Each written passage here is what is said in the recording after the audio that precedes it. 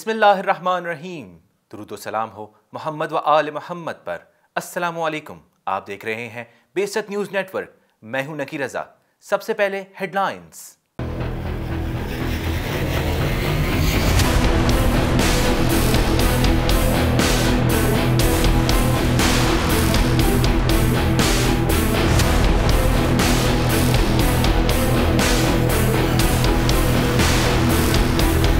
ऐसी कठपुतली हुकूमत कहती है कि शाम को सब ठीक है। पुलिस तो रात को लेते हैं, जगह जगह छापे पड़ते हैं, तोड़ फोड़ होती है और ऐसे बाप के बदले बेटे को लेते हैं, बेटे के बदले बाप को लेते हैं और छोटे छोटे बच्चों को लेते हैं और पता नहीं फिर कहाँ ले जाते हैं।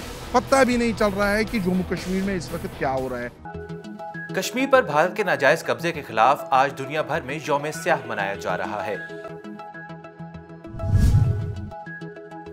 लकी मरवत में पुलिस मोबाइल पर फायरिंग, एएसआई समेत 4 अहलकार शहीद हो गए। पेंटागन के तर्जुमान का कहना है कि अफगानिस्तान में मौजूद दहशतगर्द गिरोह अमेरिका पर दोबारा हमलावर हो सकते हैं।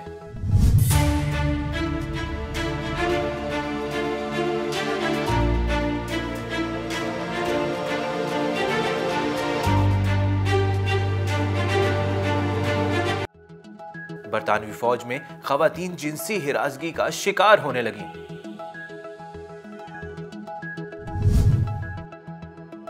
ईरान और पाकिस्तान के वज़राए खारजा का कहना है कि जामे हुकूमत ही अफगान बहरान का वाहिद हल है।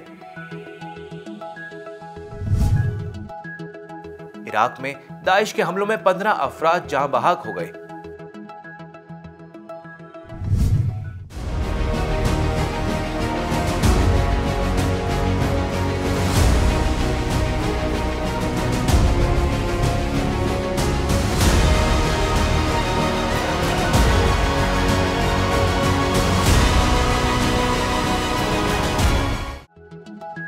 गासिब सहूनी हुकूमत ने कदीम कब्रिस्तान को दोबारा मिस्मार करना शुरू कर दिया। चीन ने अमेरिका को खबरदार किया है कि ताइवान के बागी ग्रोहों को उकसाने से बाज रहे।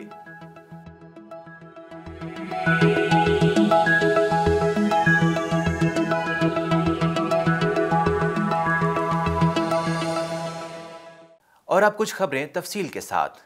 कश्मीर पर भारत के नाजायज कब्जे के खिलाफ दुनिया भर में आज यौम स्याह मनाया जा रहा है।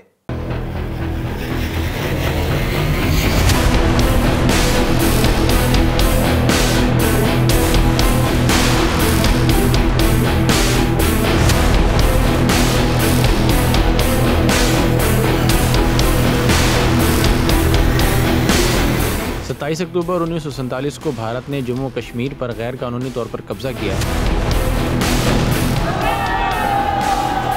7 दहाइयों में भारत ने कश्मीरी अवाम को बदतरीन रियासती दहशतगर्दी का निशाना बनाया, मगर इसके बावजूद कश्मीरियों का आज़म मुतज़लज़ल नहीं हुआ। यौम स्याह के मौके पर मकबूजा वादी में मुकम्मल हड़ताल है और भारत के गैर कानूनी कब्जे के खिलाफ एहतजाजी मुजाहरे भी किए जा रहे हैं। यहाँ पे हम सब क्रैकडाउन में जैसे हैं, हम हाउस अरेस्ट हैं और बोला कि यहाँ हजारों रात के 2 बजे 2:30 बजे से कंटिन्यू फोर्स आ रहा है।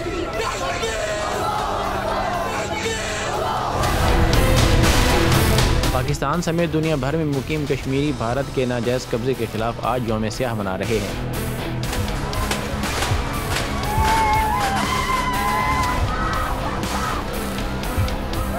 आज के रोज़ भारतीय बर्बरियत और कश्मीरी मुज़ाहमत और इस्तकामत के 74 बरस मुकम्मल हो गए हैं, लेकिन मसला कश्मीर आज भी हल तलब है। आलमी बरादरी मकबूजा कश्मीर में इंसानी हकूक़ की खिलाफ वर्जियों पर भारत को जवाबदेह ठहराए।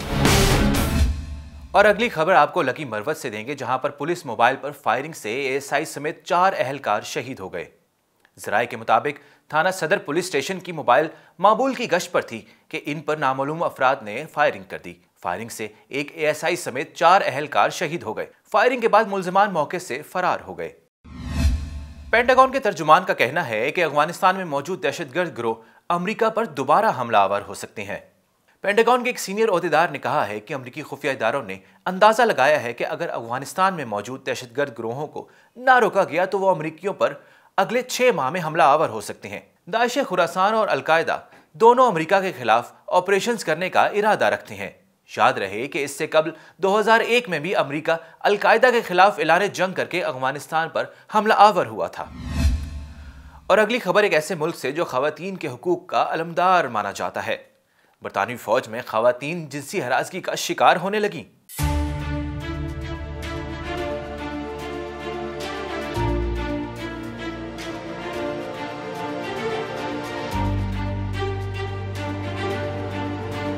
तहकीकात से इंकशाफ हुआ है कि बरतानवी फौज में खवातीन जिनसी हिरासगी और जिस्मानी दरिंदगी के बाइस शदीद जहनी मसाइल का शिकार हैं। बरतानवी फौज में इस वक्त तकरीबन 16,500 खवातीन फौजी शामिल हैं, जिनमें से अक्सर जिनसी हिरासगी और जिनसी इस्तेसाल जैसे वाकयात का शिकार हैं। और इस तादाद का सही अंदाजा लगाना मुश्किल है क्योंकि बेशतर वाकयात रिपोर्ट ही नहीं होते। जिनसी हिरासगी का शिकार खवातीन जहनी सेहत के मसाइल का शिकार होने के बाइस कई बीमारियों का शिकार हो जाती हैं। बरतानवी फौज में आला ओहदों पर फाइज खवातीन भी इस जुल्म से महफूज नहीं। बरतानवी फौजी खवातीन के साथ ऐसे मामलात का इंकशाफ होना मगरबी ममालिक की जिनसी दरिंदगी को आश्कार करता है। दूसरों पर इंसानी हकूक की खिलाफ वर्जियों की आड़ में हमला आवर होने वाले ममालिक खुद इस दलदल में फंसे हुए हैं, इस रिपोर्ट से खूब वाज़ेह है। ईरान और पाकिस्तान के वज़ीर ख़ारजा ने एक प्रेस कॉन्फ्रेंस में कहा कि अफगानिस्तान में जामे हुकूमत वक्त की जरूरत है। पाकिस्तान के वज़ीर ख़ारजा शाह महमूद कुरैशी ने कहा कि अफगानिस्तान को मुश्किल और हसास हालात का सामना है। उन्होंने मजीद कहा कि अगर सही इकदाम उठाए जाएं तो इस मुल्क में अमन इस्तेहकाम कायम किया जा सकता है।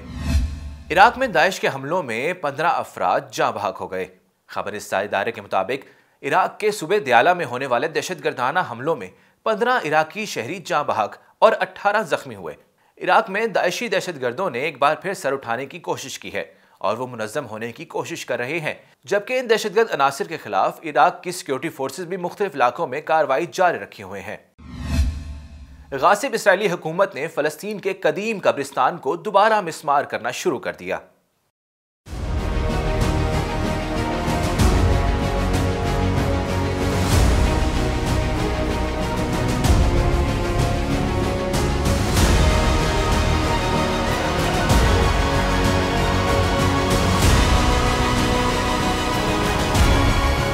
गासिब सेहूनी रियासत इसराइल ने मकबूजा यरूशलेम में कदीम अल यूसुफिया कब्रिस्तान को मिस्मार करना दोबारा शुरू कर दिया है।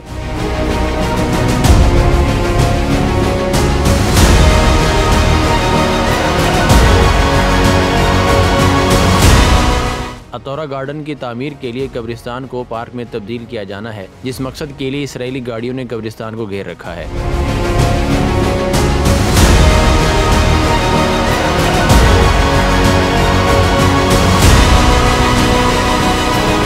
इसराइली फोर्सेज ने कब्रों को मिस्मार होने से बचाने वालों पर भी हमला किया। याद रहे कि इससे काबिल भी अल यूसुफिया कब्रिस्तान को मिस्मार करने की मुतादिद कोशिशें हो चुकी हैं। गासिब सेहूनी रियासत इसराइल ने इस कब्रिस्तान की जगह एक पार्क तामीर करना है, जिसको अतौरा गार्डन का नाम दिया गया है, जो कि यहूदी यरूशलेम का एक मंसूबा है। इसराइल बहुत ढिठाई से आए रोज इंसानी हकूक की खिलाफ वर्जियों में मुलव्वस है, लेकिन इसराइल को इसे बाज रखने के लिए कोई गयूर मुल्क, कौम या नाम निहाद हकूक बशर की तंजीमें कोई इकदाम नहीं करती।